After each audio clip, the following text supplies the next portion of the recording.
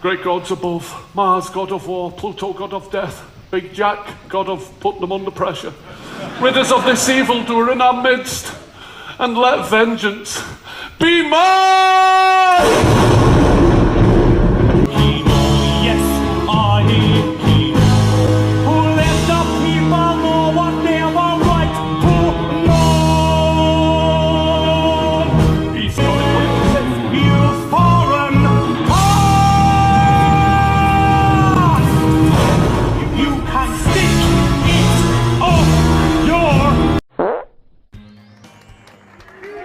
Fitting perhaps that Roy Keane's first game as Sunderland's manager should come at Pride Park.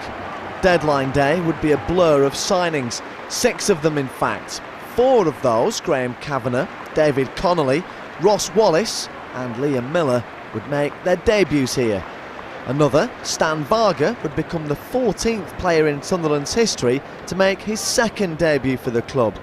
The 6th, Dwight Yorke, would have to wait for his debut and watch from the stand, having just travelled halfway around the world signing from Australian club Sydney. Yorkie's reputation was a bit of a kind of a bit of a party animal, but I knew Yorkie I knew Yorkie loved the game. I knew he loved the game of football. He was passionate about the game. Okay, he'd other distractions and he liked the night out and all that carry on, but so what? And he was over in he was in Sydney, and obviously he was their franchise player. And I remember ringing him from the training ground. Again, obviously I'm not sure the time difference, but I rang him and it was pretty bleak. I remember looking out the window at the training ground, and I think on a good day at Sunderland it's pretty bleak, the training, I think the average winds are about 80 miles an hour. And I rang him. I says, Yorkie, do you fancy coming to Sunderland? He said, are you serious? I went, yeah. But he says, he says, he was in he had a penthouse on Sydney Harbour. I says, yeah, but that'll always be there. You can always go back to that. I said, we've got a big challenge here. But as I said, I knew deep down he loved the game and I knew he fancied the challenge. I knew he'd lighten the mood. I knew the players would like him. The staff loved him because he'd come in the morning and he was always seemed happy. So he was the opposite to me. So I knew he would be a big help, and the players loved him. I think I knew all the players that came in. I'd had some sort of experience working on them before, whether as players or obviously at club level or international level or at Celtic, and they came in and they made my job a lot easier, let me tell you. And it goes down to launch the Roy Keane era.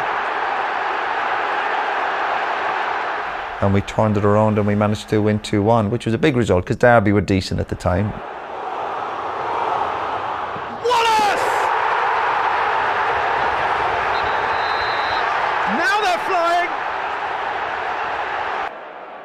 This was Sunderland's biggest away win since the romp at Gillingham more than 2 years ago, and a world away from the nightmare at Gigg Lane. Liam Miller, booed with virtually every touch from the fans he'd played for the previous season, would silence them with the opener just before the hour mark. Second on the stroke of half-time, the 9th on the trot scored by a different player. Roy Keane had said before this game he'd taken his wife out for a meal and could only think about his defenders. They'd give him more food for thought here. Perseverance was the name of the game against Barnsley, thanks to 2 goals in the last 8 minutes. Nosworthy and Lawrence would help create the first, with this move down the right for Dean Whitehead's opener. Ross Wallace came off the bench and Barnsley's defenders were bamboozled, creating havoc, and this chance headed home in textbook fashion by Chris Brown.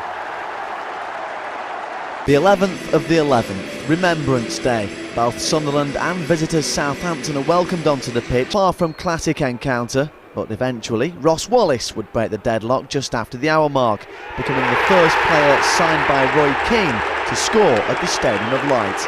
And for once, he kept his shirt on. But Lady Luck would play a part in the end. Gareth Bale's last-minute shot deflected off Steve Caldwell and past a helpless Darren Ward. The draw would see Sunderland drop to 19th and the lowest they would ever be under Roy Keane.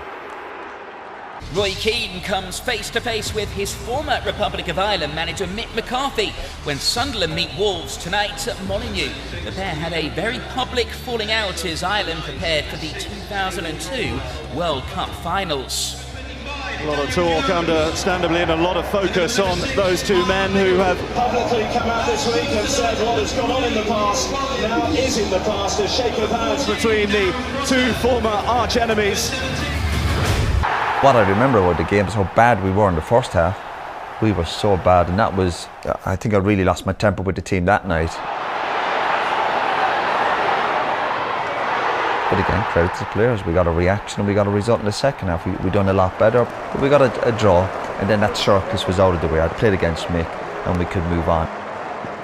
Early in my time at Sunderland, there was setbacks, there was disappointments, obviously defeats, and obviously Sunderland never seems to be the extreme. A defeat's like the end of the world. You win a game, it's like you take on the world. So I had to get that balance right at Sunderland. When we did have disappointments, I go, it's a disappointment, it's a setback. We did train properly. We trained like I expect players to train. You train how you play. There was a lot of needle on the training pitch, which I liked. This was more than a phoenix from the flames. This was a sign of intent that Sunderland would fight and fight all the way to the wire this season to get back into the Premiership. Kyle Lafferty scored 2 goals that would normally have won the game for the Clarets. But 10 minutes from time, the tide turned. Grant Leadbitter first. We were desperate. We were all over the place. We eventually draw the game 2-2. Dave Connolly scores a really good goal.